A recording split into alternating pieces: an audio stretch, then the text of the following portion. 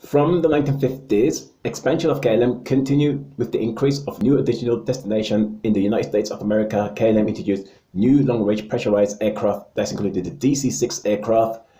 KLM also included a new economy class, further saw 27% increase of passengers in 1958 from March 1960. KLM entered into the jet age with its first engine aircraft. 6 years later, KLM launched the NLM in 1966 to become the LNM City Hopper by operating short-haul flight.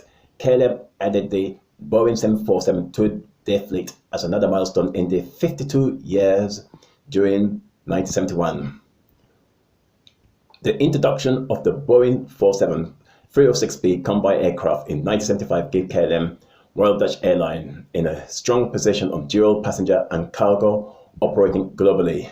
There was passenger growth at KLM, which the figure was 9.7 million in the year of 1980. It was 9 years later, there was the rival introduction of the Boeing 747-400, entered into service in 1989.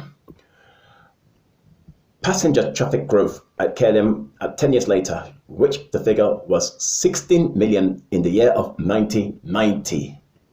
4 years later, in 1994, KLM and Northwest Airlines began the joint adventure operation on flights between the United States and Europe. Just 10 years later, KLM finalized its merger with Air France by forming Air France and KLM in the month of May 2004 after very successful negotiation.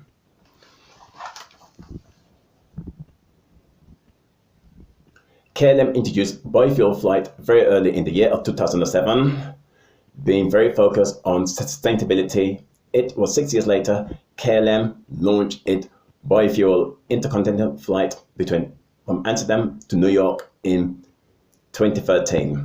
The aircraft usage of biofuel has continued by moving forward on sustainability. KLM started operating the Boeing 787-9 Dreamer in 2015. After more than 90 years of KLM, it retired the last Fokker aircraft, Fokker 70, in 2017, since its first flight in the 1920s. KLM Royal Dutch Airlines celebrate 100 years on October the 7th, 2019, since it was founded by a group of investors and the first director, Albert Pleasman, in Amsterdam on October the 7th, 1919, as a unique history milestone.